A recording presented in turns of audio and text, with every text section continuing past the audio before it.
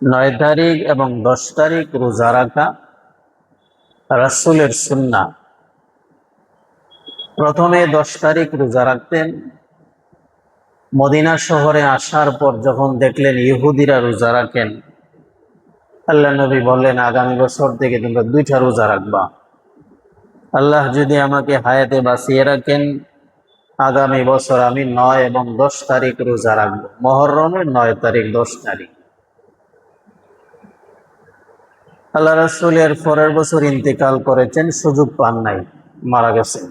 সাহাবায়ে কেরাম থেকেই এই সুন্নত জারি হয়েছে, মুহররমের 9 তারিখ এবং 10 তারিখ রোজা রাখা। আল্লাহ রাসূল যেই সময় মুহররমের 10 তারিখে রোজা রাখতেন, এই সময় ইমাম হুসাইনের জন্ম হয় নাই। কারবালা ঘটনা ঘটার বহু আগে। মুহররমের 10 তারিখ যে সময় রোজা ফরজ ছিল, এই সময় ইয়াজিদের জন্ম হয় নাই। আল্লাহ রাসূল হিজরত করে মদিনা শহরে যাওয়ার পর 2-3 বছর পরে ইমাম হাসাইন প্রথম বছর, দ্বিতীয় নম্বর বছর ইমাম হুসাইন, 1 বছরের ব্যবধানে দুই ভাই জন্ম নিলেন। তো নবীজি যে সময় বলেছিলেন, আমি যদি আগামী বছর রোজা রাখি, আল্লাহ যদি আমাকে আগামী বছর হায়াতে বাঁচিয়ে রাখেন, তাহলে আমি 9 তারিখ আর 10 তারিখ রোজা রাখব। নবীজি যেই সময় এই কথাটা বলেছেন, এই সময় ইমাম হুসাইনের বয়স হলো মাত্র 4 বছর। ইমাম হুসাইনের বয়স এই সময় মাত্র 4 বছর।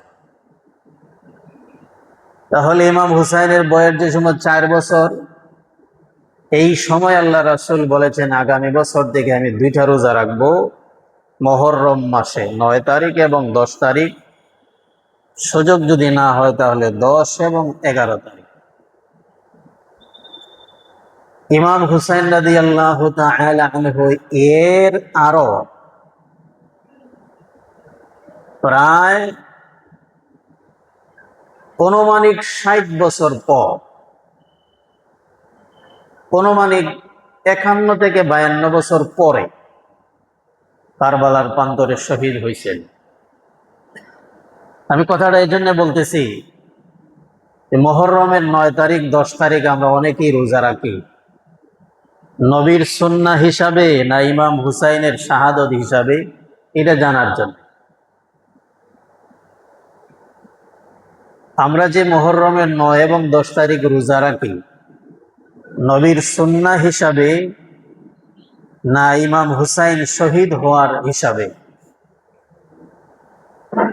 আমরা যদি বলি ইমাম হুসাইন শহীদ হওয়ার জন্য আমরা রোজা রাখি, এটা ইসলামী তরিকা হয় না। মুহররমের 9-10 তারিখ রোজা যে সুন্নাহ, এটা ইমাম হুসাইন শহীদ হওয়ার বহু পূর্বে নির্ধারণ হয়েছে, অনেক আগে। আমাদের সমাজে আরেকটা শব্দ প্রচলিত আছে, আমরা সবাই বলি কাতল মনজিল। এটা হইল গিয়ে কুফরি শব্দ, ইহুদি খ্রিস্টানদের বানানো শব্দ। বলি আমরা মুহররম মাস সম্মানী, ইমাম হুসাইন শহীদ হওয়ার কারণে সম্মানী, না শহীদ হওয়ার পূর্ব থেকেই সম্মানী? পূর্বে থেকেই সম্মানী। তাহলে আমরা যে রোজা রাখবো নবীর সুন্নাহ হিসাবে, 9-10 তারিখ যে রোজা রাখি নবীর সুন্নাহ হিসাবে, মুহররম মাস সম্মানী এই হিসাবে। হ্যাঁ, ইমাম হুসাইন সম্মানী মাসে শহীদ হয়েছেন, এটা ইমাম হুসাইনের জন্য শোনায় সোহাগ। এটা আমরা ব্যতীত হই যে ইমাম হুসাইন ন্যায়ের পক্ষ থেকে শহীদ হয়েছেন, আমরাও ন্যায়ের পক্ষে। ইমাম হুসাইন রাদিয়াল্লাহু আনহু অন্যায়ের কাছে মাথা নত করেন নাই, এটা ভিন্ন ব্যাপার। দুনিয়ার সমস্ত বিবেকবান মানুষ সব সময় ন্যায়ের পক্ষে থাকেন। হয়তো সামরিক পরিস্থিতির কারণে কথা বলতে পারেন না, আর না হয় ক্ষমতা বা বংশ অথবা বাহ্যিক কোনো কারণে ন্যায়ের পথে থাকতে পারেন না। বাস্তবে বিবেকবান যত মানুষ আছে, সমস্ত বিবেকবান মানুষ সব সময় ন্যায়ের পক্ষেই থাকে, এটা স্বাভাবিক ব্যাপার। তাহলে প্রথম নম্বর দায়িত্ব, আমরা যে মুহররমের 9-10 তারিখ রোজা রাখি নবীর সুন্নাহ হিসাবে। মুহররম মাস সম্মানী এই জন্যে, এই রোজার সাথে কারবালার কোনো সম্পর্ক নাই। এই 2 রোজার সাথে কারবালার কোনো সম্পর্ক নাই। যদি বলেন কারবালার সম্পর্ক, কারবালা এই জন্য আমি রোজা রাখি, রোজা কুফরি হওয়ার সম্ভাবনা অনেক বেশি। কারণ ইসলামের ইতিহাসে নবীর তরিকা ব্যতীত ভিন্ন তরিকায় যে কোনো ইবাদত করেন সবগুলি বাতিল, সবটা বাতিল। তাহলে মুহররম মাসের 9-10 তারিখ আমরা রোজা রাখবো, মুহররম মাস সম্মানী নবীর সুন্নাহ হিসাবে, এটার সাথে কারবালার কোনো সম্পর্ক নাই। 1। 2 নম্বর, মুহররমের 9 তারিখ 10 তারিখ এই কারবালার ঘটনারে উপলক্ষ করে আপনার ব্যক্তিগত কাজকর্ম সব বাদ দিলেন, সুখে কাতর হয়ে গেছেন, কাজ করেন না, গোস্ত টোস্ত খান না, এরপরে নিরামিষ খান, এগুলি কুফরি আকীদা, এটা কুফরি আকীদা। আচ্ছা বলেন তো, নবীর দাম বেশি না নবীর যে নাতি ইমাম হুসাইন ওনার দাম বেশি? নবীর দাম বেশি। আল্লাহ রাসূল উহুদের যুদ্ধে আহত হয়েছেন না? আল্লাহ রাসূল উহুদের যুদ্ধে আহত হয়েছেন না? সামনের 2টা দাঁত শহীদ হয়ে গেছে, নবীর ডান দিকে কপাল মুবারকের ভিতরে তলোয়ার, এই পর্যন্ত তলোয়ার ঢুকে গেছে, বাহির তলোয়ার ঢুকিয়া বাইঙ্গা গেছে। সাহাবায়ে কেরাম বাহির করতে অনেক কষ্ট হয়েছে। নবীজিকে ব্যান্ডেজ করে মদিনা শহরে আনার পরে দুধ দেওয়া হয়েছে, উটের দুধ, নবীজি পান করতে কষ্ট হইতেছে। এই সময় আল্লাহ রাসূলকে ভিটামিন জাতীয় খাবার দেওয়া হয়েছে, যা শরীরের জন্য উপকার। আচ্ছা বলেন, ইমাম হুসাইন শহীদ হয়েছেন কারবালার মাঠে ন্যায়ের পক্ষে, অন্যায়ের পক্ষে না। এবার আপনি যদি বলেন ইমাম হুসাইন শহীদ হয়েছেন এই দিন, আমি কেমনে গোশত খাই, আমি ওই দিন কেমনে ভালো মন্দ খাই, আর আমি ওই দিন কেমনে ইমাম হুসাইনের মহব্বত ভালোবাসা প্রকাশ করতে, এগুলি খাওয়া যায় না। তাহলে আল্লাহ নবী আহত হইয়া গোশত খাইছেন আর আপনি বলতেছেন খাওয়া যায় না, তাহলে নবীর তরিকা আপনি গেলেন না নিজের মন গড়া তরিকা চললেন? আরেক হাদিসে আছে, যদিও হাদিসটা দুর্বল কিন্তু আমল যোগ্য। হাদিস দুর্বল না, আমি যে বয়ান করতেছি আমার কারণে দুর্বল, হাদিস ঠিক আছে। এইভাবে হাদিসে আল্লাহ রাসূল বলেছেন যে মুহররমের দিন কোন মানুষ যদি তার ফ্যামিলিরে ভালো খাবারের ব্যবস্থা করেন, আল্লাহ তাআলা সারা বছর এই ফ্যামিলিকে ভালো খাবারের ব্যবস্থা করে দিবেন। সুবহানাল্লাহ যে বললেন না একবারও? তো নবীজি বলতেছেন ভালো খাবারের জন্য, আর আপনি বলতেছেন কারবালার জন্য নিরামিষ খাইতে হবে। নবীর তরিকা মানলেন, আপনারটা মানলেন, বলেন এই তো মন গড়া। ইসলাম নিজের বুঝে মন গতার তরিকায় বুঝলে হয় না, আল্লাহ এবং রাসূলের বুঝ মতো বুঝতে হয়, মানতে হয়। অল্প আমল নাজাতের জন্য যথেষ্ট হয়ে যায়। সুবহানাল্লাহ জোরে বলে।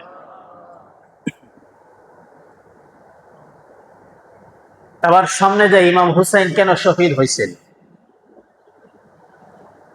আল্লাহ রাসূল মারা যাওয়ার 51 বছর পর 61 হিজরি, নবীজি মারা গেছেন 11 হিজরিত, ইমাম হুসাইন শহীদ হয়েছেন 61 হিজরিত।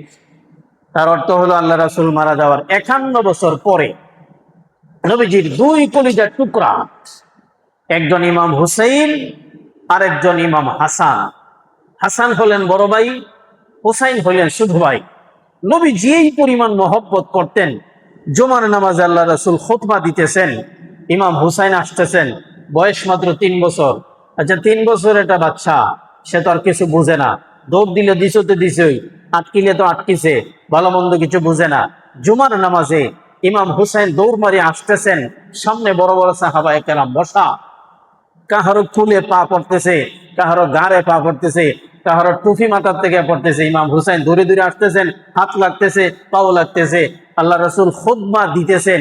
এই অবস্থায় নবীজি ইমাম হুসাইনের মহব্বতে খুতবা থেকে নেমে পড়েছে। কোলে নিয়ে বললেন, আমার হুসাইনকে যারা মহব্বত করবে, ভালোবাসবে, মহান রাব্বুল আলামিন ওই সকল মানুষদেরকে মহব্বত করবেন। জোরে সুবহানাল্লাহ বলে। আরেক জায়গায় পয়গম্বর বলেন, আমার দুই নাতি হুসাইন আর হাসান, এই পৃথিবীতে যেভাবে গোলাপ ফুল ভালোবাসার চিহ্ন, আর একটা ফুল আছে, এটার নাম হলো রায়হানা। এটা গোলাপ ফুলের চাইতে আরো দামি, আরব দেশে পাওয়া যায়। আল্লাহ নবী বলে, আমার এই দুই নাতি পৃথিবীর রায়হানা ফুলের মধ্য থেকে দুইটা ফুল মহান রাব্বুল আলামিন আমি নবীকে উম্মতের ভালোবাসা হিসাবে দান করেছে। আর এক জায়গায় পয়গম্বর বলেন, সাইয়্যিদা শাবাবি আহলিল জান্নাত। এই যে আমরা প্রতি জুমায় 2 নম্বর খুতবাতে দুনিয়ার সমস্ত ইমাম সাহেব প্রতি জুমায় 2 জুমাতে একটা হাদিস পড়েন। হাদিসটা হলো, আল হাসান ওয়াল হুসাইন সাইয়্যিদা শাবাবি আহলিল জান্নাহ। নবীজি বলেন, হুসাইন আর হাসান এই দুই ভাই, পৃথিবীতে ইমানদার যত মানুষ যুবক অবস্থায় মারা যায়, যৌবন অবস্থায় মারা যায়, এরা জান্নাতে যাওয়ার পরে আমার হুসাইন আর হাসাইন জান্নাতে সমস্ত যুবকদের সরদার। আরো অনেকগুলি ফাজাইল রয়েছে ইমাম হুসাইন আর হাসানের। আল্লাহর পয়গম্বর দুজনের ফজিলত বর্ণনা করেছেন। এত দামি দুইজন সাহাবী, নবীজির কলিজার টুকরা। আল্লাহ রাব্বুল আলামিন আল্লাহর রাস্তায়, আল্লাহর দ্বীনের জন্য যেই মানুষ যত পরিমাণ দামি হয়, তার মুসিবত তত বড় হয়। নবী নিজেই বলেছেন যে, আল্লাহ তাআলা, আমি শহীদ হওয়ার জন্য বারবার চেষ্টা করতেছি। রব্বুল আলামিন, আমি শহীদ হয়ে যদি মারা যাই, আর এক হাদিসে আল্লাহর পয়গম্বর বলেন, শহীদদেরকে হাসর ময়দানে রব্বুল আলামিন বলবেন, দুনিয়াতে হায়াতে জিন্দেগি শেষ করে চলে আসছো, ওই দুনিয়ার হায়াতে জিন্দেগির তোমার কোনো চাহিদা আছে না?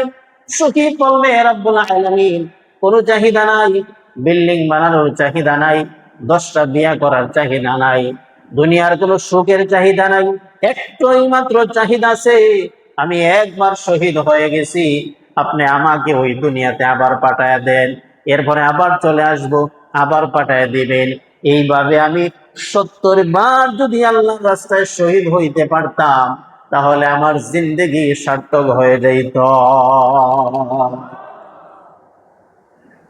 এবার আপনারাই বলেন, নবীজির কলিজার টুকরা নাতি যে শহীদ হয়েছেন, এটা সৌভাগ্য না দুর্ভাগ্য? সৌভাগ্য। কেন শহীদ হইলেন? অন্যায়ের বিপক্ষে, ন্যায়ের পক্ষে, নবীর তরিকা থেকে ওই জমানার শাসক ইয়াজিদ নবীর তরিকা থেকে বিচ্যুতি হয়ে যাওয়ার কারণে, শুধুমাত্র তরিকাটা, ইয়াজিদ এই কথা কিন্তু বলে নাই যে আমি কাফির হইছি, এই কথা বলে নাই যে আমি নবীও মানি না, এই কথা বলে নাই আমি শুধু কোরআন মানি না, কিছুই বলে নাই। একটা জিনিস মাত্র, নবীর একটা মাত্র তরিকা, রাষ্ট্রীয় দেশ চালাইবার যিনি প্রধান হবেন, এই প্রধান নির্বাচনের তরিকাটা কি হবে, ইয়াজিদ বলেছে এইভাবে, ইমাম হুসাইন বলেছেন না না, এইভাবে না, নবীর তরিকা মতো হওয়া লাগবে। একটা কথার জন্য ইমাম হুসাইন ওনার ফ্যামিলির আত্মীয় রক্তের 22 জন আত্মীয় স্বজন, 72 জন, আরিফরি আরো 200 জন, একটা কথার জন্য সবাই আল্লাহ রাস্তায় শহীদ হয়ে গেছে। কথাটা কি জানেন? যে রাষ্ট্রীয় প্রধান, প্রধানমন্ত্রী, প্রেসিডেন্ট, রাজা কিভাবে নির্বাচিত হবে? আল্লাহ নবী যে সময় মারা গেছেন, পরবর্তী দেশ কে চালাইবেন নির্বাচন করে যান নাই। পরবর্তী প্রেসিডেন্ট কে হবেন এটা নির্বাচন করে যান নাই। সমস্ত মুসলমানেরা নবীজির লাশ মুবারক সামনে রাইকা সবাই বললেন, রাসূল তো নাই, এখন দেশ চালাবে কে? হযরত উমর বললেন, আমার মতামত আবু বকর দেশ চালাবেন। এক বাক্যে সব সাহাবীরা বললেন, আমরা একমত, কোনো দ্বিমত নাই। এদিন থেকেই হযরত আবু বকর মুসলিম জাহানের প্রেসিডেন্ট। সুবহানাল্লাহ। বুড়াবুড়ি নাই, এই গণসংযোগ নাই, নির্বাচনের তারিখ নাই, বসবেন, সময় দিবেন, এলান করবেন, কোনো কিছু নাই। রাসূলদের লাশ সামনে রাইকা হযরত উমর বলেছেন, আমার মতামত আবু বকর। সব সাহাবীরা বলেছেন, আমরা একমত। সুবহানাল্লাহ। হযরত আবু বকর যেদিন মারা গেলেন, এখন পরবর্তী প্রেসিডেন্ট কে হবে?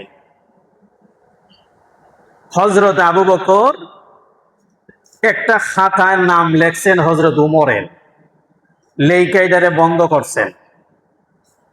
জুমার নামাজে দেশের সমস্ত জনগণের সামনে বললেন, আমার হায়াত মনে হয় বেশি দিন বাকি নাই, অচিরেই মনে হয় মারা যাব, শরীরের হাল ভালো নয়।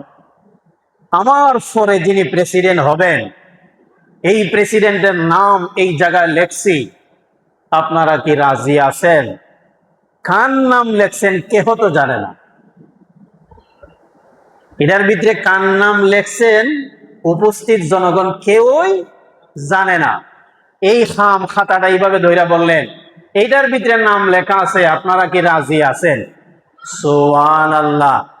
এক বাক্যে সমস্ত মুসলমান বললেন, আবু বকর, আপনি নবীর সাহাবী, নবীজি দুনিয়াতে থাকা অবস্থায় আপনি 3 ওয়াক্ত নামাজের ইমামতি করেছেন, আপনি কোনোদিন 2 নম্বরই করবেন না, আমরা রাজি আছি।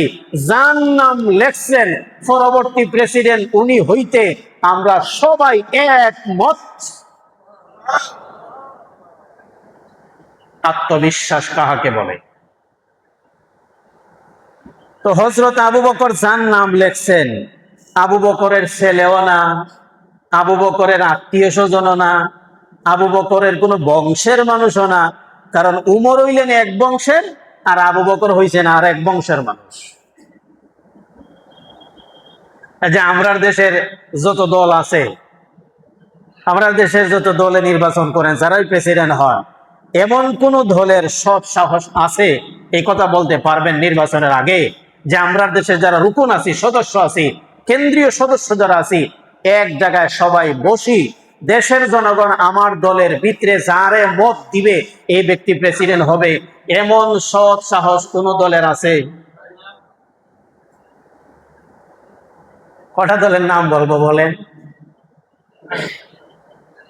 তো দেশের জন্য যদি ভাই নির্বাচন কি করেন, রাজনীতি করেন, তাহলে এই 2 নম্বরই কেন? আপনারাই তো বলেন আমরা দেশের জন্য রাজনীতি করি, তাহলে এইখানে 2 নম্বরই কেন?